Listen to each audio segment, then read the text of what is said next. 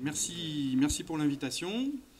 Je suis content de passer juste après la précédente présentation qui présentait en détail les essais géotechniques parce que je vais vous parler de caractérisation mécanique des plateformes ferroviaires.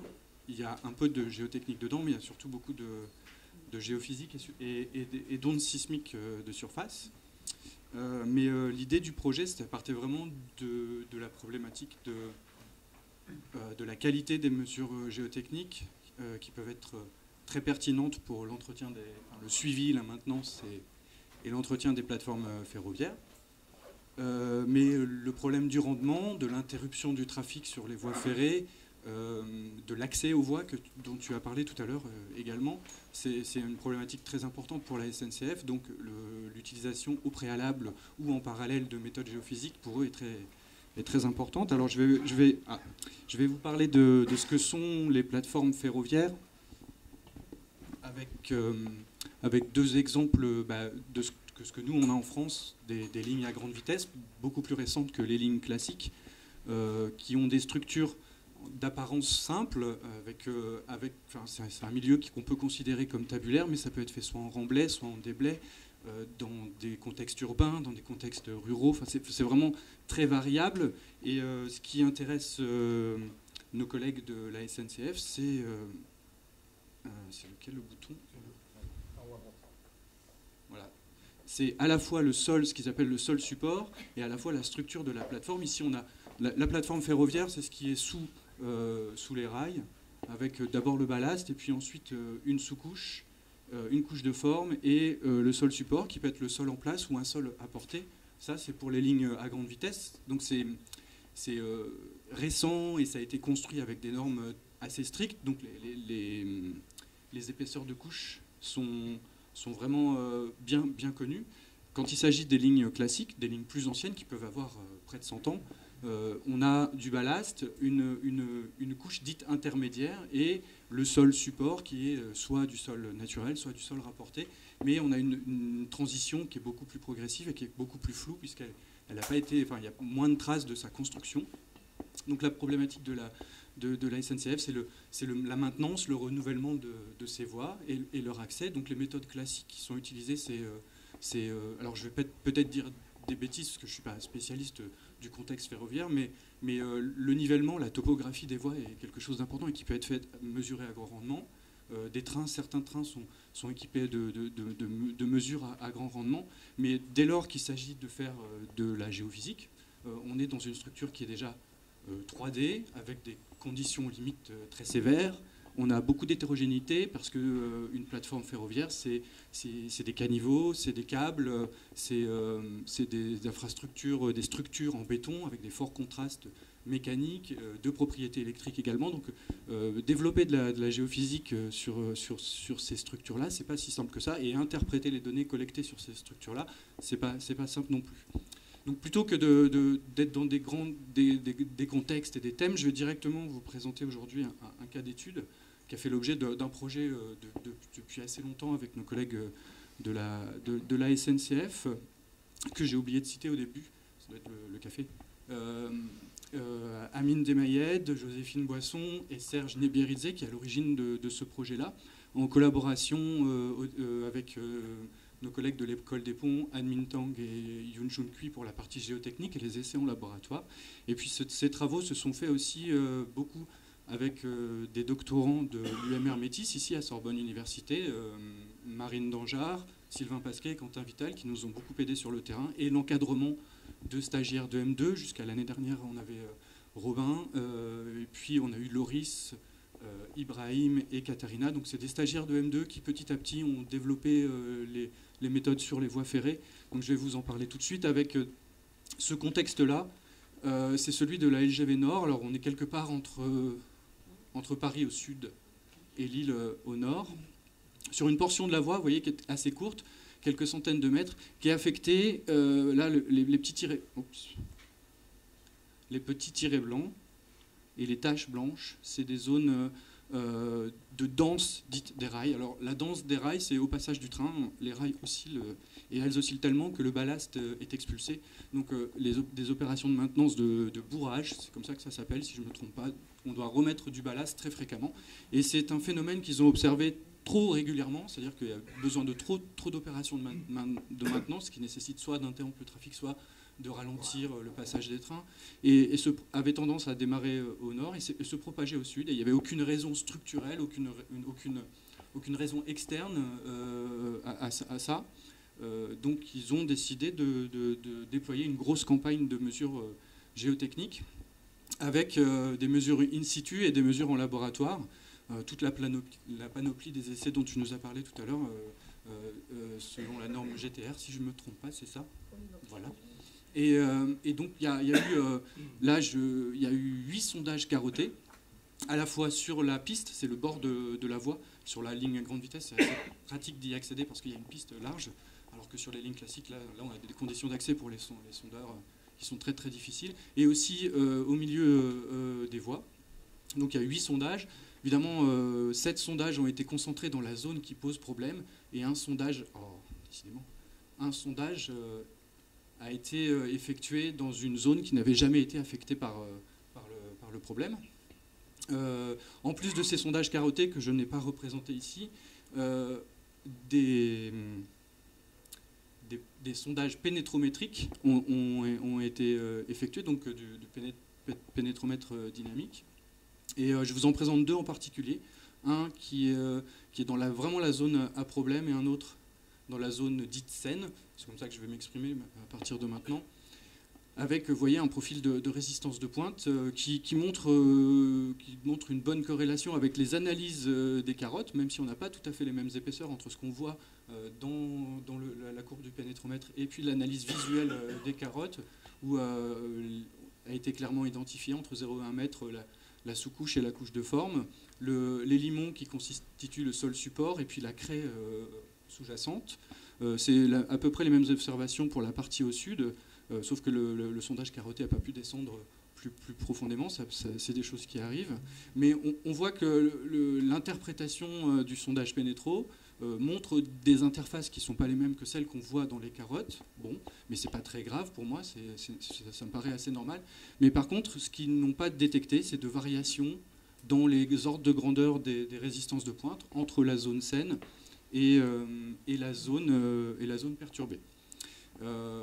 Les autres mesures qui ont été faites sur des échantillons prélevés sur l'ensemble des carottes ne montrent pas non plus de grandes variations, ni de teneur en eau, ni de densité. Dans les limites d'Atterberg, pas de différence non plus. Dans la taille des grains, la granulométrie non plus dans les limons. La seule propriété qui a montré des différences, c'est l'analyse des vitesses de cisaillement par Bender Elements. Donc les Bender Elements, c'est des petits transducteurs piézo-céramiques qu'on peut insérer dans des échantillons de sol, avec lesquels on génère des ondes de cisaillement. Et on mesure le temps de vol de l'onde de cisaillement, ça vous donne une vitesse de cisaillement. Et comme on connaît bien la densité de l'échantillon, on peut calculer le module de cisaillement de l'échantillon. Donc pour les sols et tous les milieux non consolidés, les milieux plus virulents, c'est un essai qu'on peut faire en laboratoire, sous différents états de contrainte également.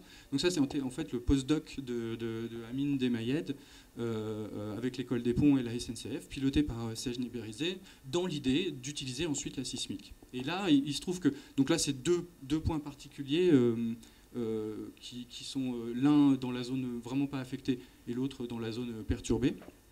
Et il y a quand même un contraste important de vitesse de cisaillement. Vous voyez, sur 2 échantillons à 2,3 et à 2,9 mètres de profondeur, donc quelque part par là, on a des vitesses de 296 et 390 mètres par seconde. Alors, l'incertitude, je reviendrai là-dessus dans la suite de la présentation. Et puis sur des échantillons dans la zone perturbée, on a des vitesses qui sont quand même beaucoup plus faibles. L'autre propriété, je ne vous montre pas les courbes ici, sinon je pourrais y passer encore beaucoup de temps, qui a montré des différences, c'est la microporosimétrie mercure, qui montrait une différence de structure des limons. Donc l'origine du problème, c'est une compacité, une rigidité des limons sous-jacents qui n'a pu être identifiée que par... Alors, ce n'est pas une compacité, c'est vraiment la structure, la rigidité, puisque ça affecte le module de cisaillement, mais pas la densité. Donc c'est vraiment un problème qui n'est pas... La raison de ce problème n'a pas encore été identifiée. Et ça, ce n'était pas mon rôle, puisqu'ensuite, l'idée, c'était... Bon, puisque les vitesses de cisaillement fonctionnent comme identification sur ce site-là, essayons d'utiliser une méthode sismique pour aller proposer le long de la ligne une estimation des vitesses de cisaillement du milieu. Donc on est intervenu avec, bon ça c'est les conclusions de ce que je viens de vous dire, voilà, les Bender Elements montrent que les vitesses de cisaillement fonctionnent. Allons tenter d'utiliser des méthodes sismiques. Le problème des méthodes sismiques, que je vous ai dit tout à l'heure, que la plateforme ferroviaire, il y a des fortes conditions limites, des forts contrastes, des inversions de vitesse qui interdisent l'utilisation de méthodes type sismique réfraction, qui ont été présentées tout au début, là, où la méthode sismique réflexion, c'est très compliqué, parce qu'on peut avoir des réflexions sur les caniveaux, sur les fondations, il y a les poteaux caténaires et leurs fondations qui génèrent de la réflexion, de la diffraction. Donc on a proposé une méthode qui est celle de la prospection par ronde de surface, qui fait appel à des ondes qui sont guidées, qui sont très énergétiques dans le signal. Ici, c'est ce qu'on appelle un sismogramme, un enregistrement en distance-temps du champ d'onde, généré par une source mécanique. Là, nous, le plus souvent, on va utiliser un marteau avec lequel on va taper sur le sol. Et dans ce champ d'onde, ce qui domine, c'est ce qu'on appelle des ondes de surface. C'est des ondes guidées par la surface libre. Elles ont la propriété de voir leur vitesse de propagation dépendre avec la fréquence. Et leur vitesse de propagation est dépendante essentiellement des vitesses de cisaillement du milieu. Donc si on est capable d'estimer, en fait on fait une transformation du champ d'onde qui nous permet de passer dans un domaine dans lequel on peut lire la vitesse, c'est insupportable, la vitesse de propagation en fonction de la fréquence. Et ça c'est déjà une première relation qui nous donne des ordres de grandeur, mais on ne peut pas interpréter directement en termes de profondeur la vitesse de cisaillement du milieu. Donc on passe par un problème inverse, on résout le problème inverse pour retrouver le modèle 1D de vitesse de cisaillement qui explique ces données de dispersion. Le programme d'aujourd'hui va vous reparler de ces approches-là. Et une des hypothèses assez restrictives de cette méthode-là, c'est qu'à l'aplomb du dispositif de mesure, donc là où on plante les géophones, on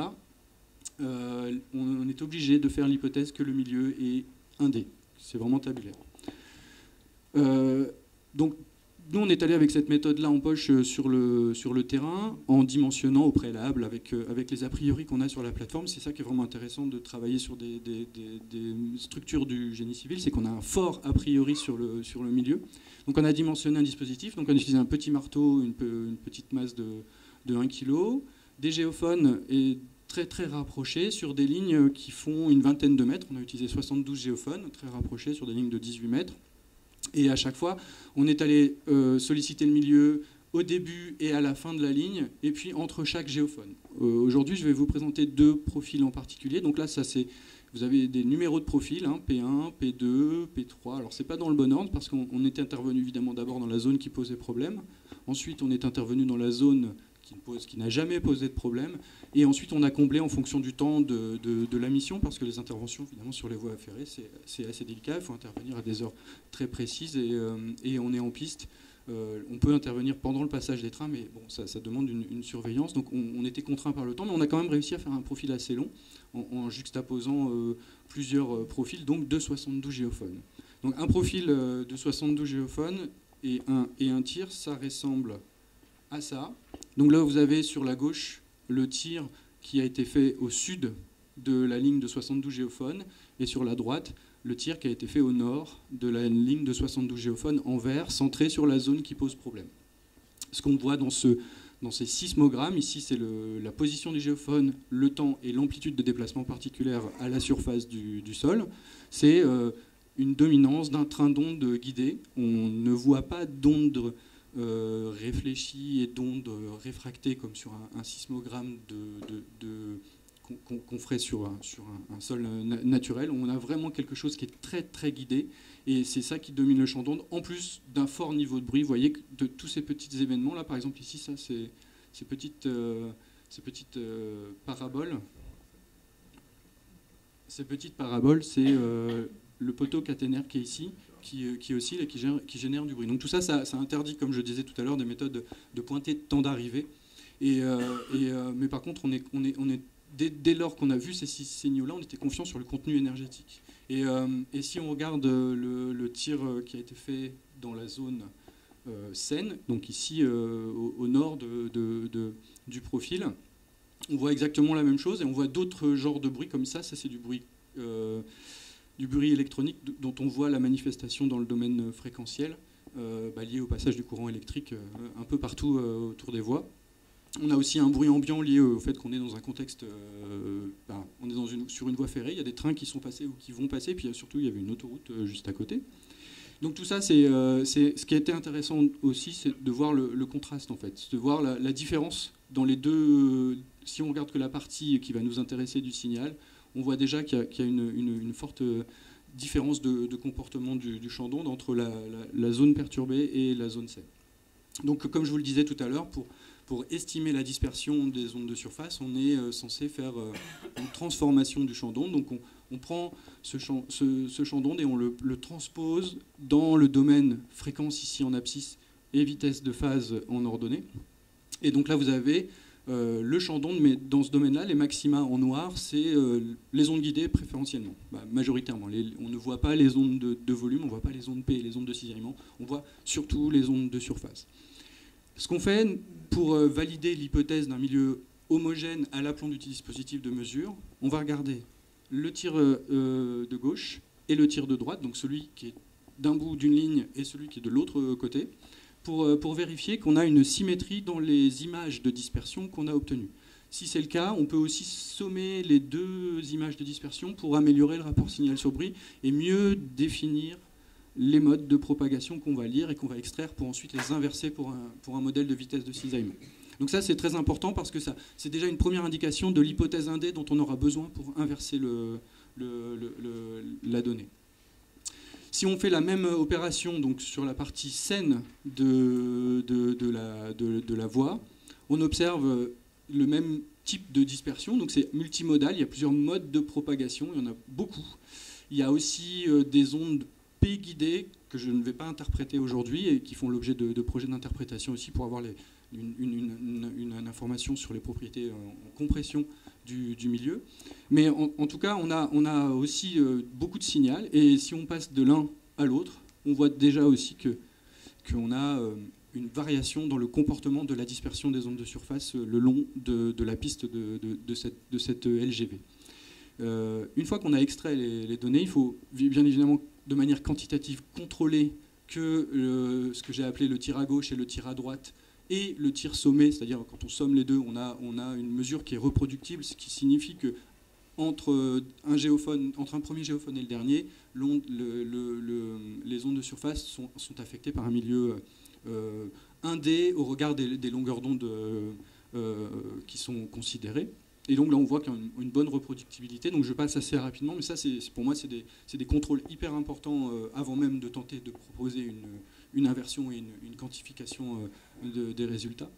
On fait la même chose sur le profil le plus au nord. Et si on compare le résultat des deux, c'est-à-dire la dispersion mesurée à l'aplomb de P1 et la dispersion mesurée à l'aplomb de P2, on voit un partitionnement dans la vitesse et dans la fréquence entre les dispersions mesurées en P1 et en P2, qui signifie que globalement les vitesses de propagation des ondes de surface sont plus faibles pour P1 et un peu plus fortes pour P2. C'est pas énorme, mais il y a un vrai contraste. Et si on répète l'opération donc pour tous les autres profils qui ont été effectués le long de la ligne, donc je répète, tir direct, tir inverse, tir à gauche, tir à droite, on extrait la dispersion, on pointe la dispersion, on vérifie que ces deux courbes de dispersion sont identiques. Et ensuite, on peut faire la sommation et extraire une dispersion qu'on va considérer comme étant représentative d'une moyenne de la dispersion à l'aplomb de ce dispositif-là. On obtient ce graphique avec donc toujours la fréquence, la vitesse de phase. Là, j'ai mis en couleur les modes de propagation des ondes de surface observées en P6, P7 et P2, qui sont donc la zone où les opérateurs de la LGV n'ont jamais eu à faire de maintenance, jamais eu à remettre de ballast. Et puis en noir et blanc, en noir, j'ai laissé les profils P5, P4, P1 et P3, qui sont les zones qui étaient affectées par le problème de danse et qui nécessitaient de la maintenance. Donc on voit vraiment, au moins pour le mode fondamental, le mode 0 de propagation des ondes de surface, un partitionnement avec des vitesses globalement plus faibles pour cette zone-là que pour cette zone-là. Donc là, on a déjà validé que cette méthode-là, c'est un bon critère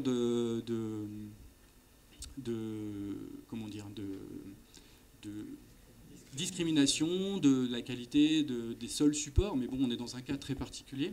Et ce qu'on a eu envie de faire, bien sûr, c'était d'aller vers de la quantification. Et ça, c'est vraiment très intéressant de travailler, comme j'ai dit tout à l'heure, sur ce genre de structure, parce qu'on a une forte information a priori. On connaît déjà la structure d'une ELGV. Donc on peut paramétrer, faire une paramétrisation de l'inversion qui est déjà très bien contrainte, même si on a laissé, nous, des gammes des degrés de liberté très importants lorsqu'on inverse la dispersion. Donc ça, c'est une méthode d'inversion stochastique. C'est le code développé par Marc Vattelet et les collègues de Grenoble, qui s'appelle d'Inverse. C'est disponible, hein, c'est en libre, en usage libre, qui utilise la méthode développée par Sandbridge pour les ondes de surface en 99. On a la possibilité d'inverser ces deux modes de propagation pour une structure verticale. Et ce qu'il faut voir, c'est les modèles en rouge qui sont ceux qui interprètent le mieux les courbes de dispersion. Et ce qu'on observe, c'est qu'on n'est pas capable de définir la vitesse de la craie, on n'est pas capable de définir sa profondeur, on est très peu capable d'avoir une idée de la structure de la sous-couche et de la couche de forme qui font 20 et 55 cm d'épaisseur.